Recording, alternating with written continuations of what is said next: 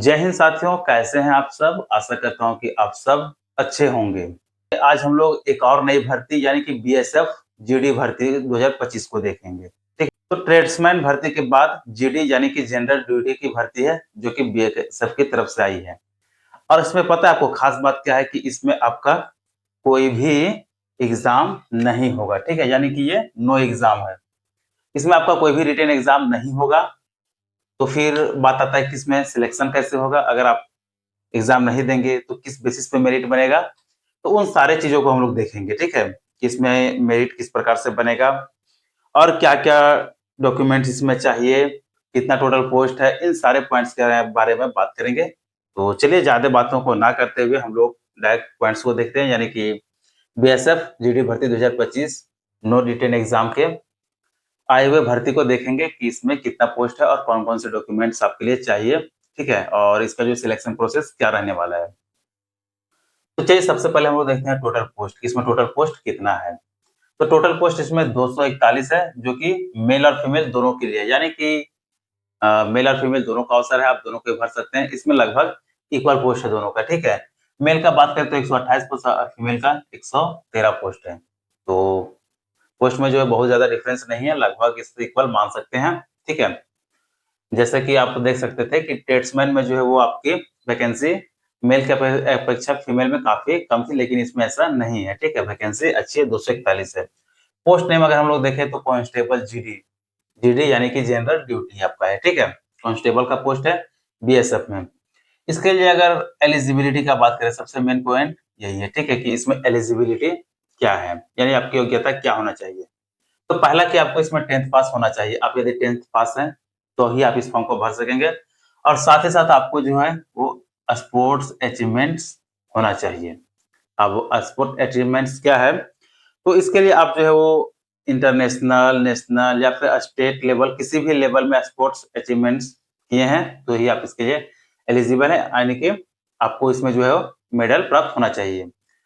अगर age limit देखें कि इसमें एज लिमिट क्या होगा, तो एज लिमिट 18 से 23 वर्ष है। ठीक है, 18 से 23 वर्ष ये जो है वो जनरल है। बाकी ओबीसी का देखें तो ओबीसी का +3 साल का रिजर्वेशन है और एससी एसटी का 5 साल का रिजर्वेशन है। ठीक है, यानी कि आपको इतना आयु में छूट दिया जाएगा। इसके बाद अप्लाई डेट देखते हैं कि फॉर्म इसके लिए कब से अप्लाई होगा। इसका फॉर्म जो है 25 जुलाई 2025 से 20 अगस्त 2025 के बीच में अप्लाई होगा। आप इसके बीच में फॉर्म को अप्लाई कर लेंगे। 20 अगस्त, अभी चूंकि अगस्त आया नहीं है, ठीक है, तो आपके पास समय है, लेकिन फिर भी आप इसके लिए एलिजिबल हैं, इंटरेस्ट रखते हैं, तो फॉर्म को जल्दी ही भर देंगे। अब हम लोग बात करेंगे कि इसका एप्लीकेशन फी क्या रहने वाला है, कि आप यदि फॉर्म को अप्लाई करेंगे तो इसमें आपको कितना पेमेंट करना पड़ेगा। तो यहाँ पे हम लोग देखते हैं कि यूआर यानी कि अनरिजर्व, जैसे जनरल, ओबीसी और ईडब्ल्यूएस, ठीक है, इसके लिए 100 रुपया रखा गया है। बाकी एससी एसटी और ऑल कैटेगरी के फीमेल के लिए 0 रुपया है। ठीक है, यहाँ पे आपका फी जो है 100 रुपया, 0 रुपया, लेकिन प्रोसेसिंग चार्ज में मिलाकर के आपका जो है अनरिजर्व, ओबीसी और ईडब्ल्यूएस का 148 रुपया समथिंग हो जाएगा और एससी एसटी का लगभग 48 रुपया के आसपास आएगा। ठीक है, तो ये इसका एप्लीकेशन फी रहने वाला है। नेक्स्ट आगे हम लोग देखते हैं कि सिलेक्शन प्रोसेस, इसका सिलेक्शन प्रोसेस क्या रहेगा। तो पहला सिलेक्शन प्रोसेस का जो है बेस्ड ऑन स्पोर्ट्स अचीवमेंट्स।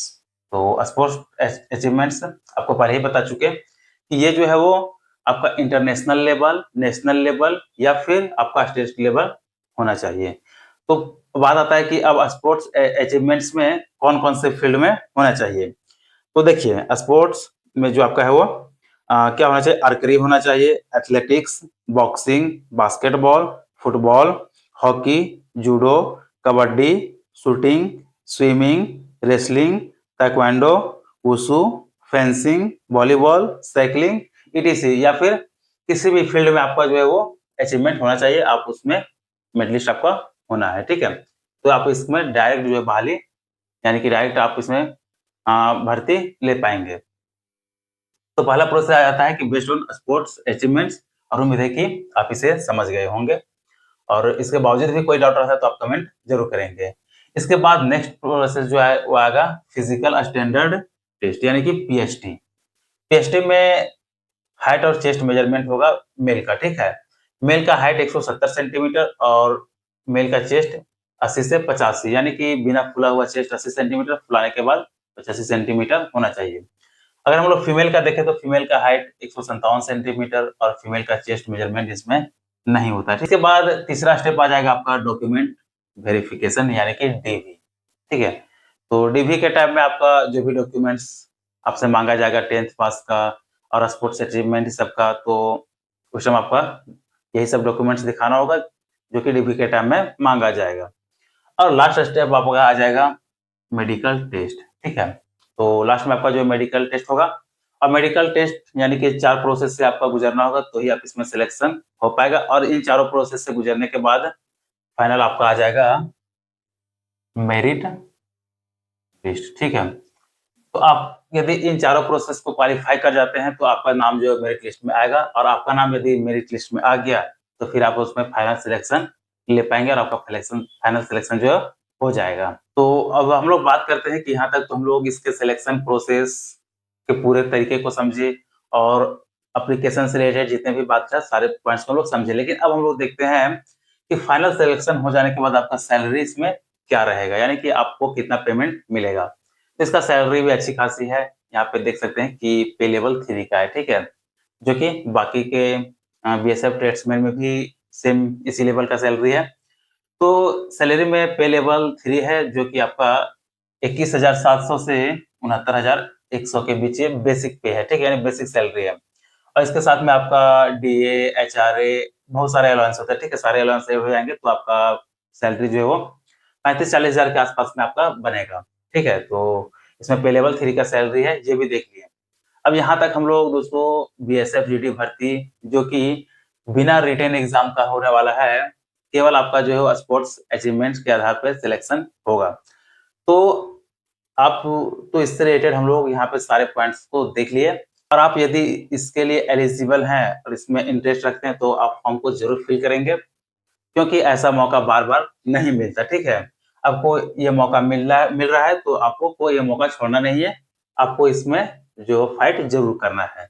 तो चलिए, आप इसके लिए एलिजिबल है तो फॉर्म को जरूर भरेंगे, और इससे रिलेटेड आपका किसी प्रकार कोई डाउट रहता है तो आप कमेंट जरूर करेंगे।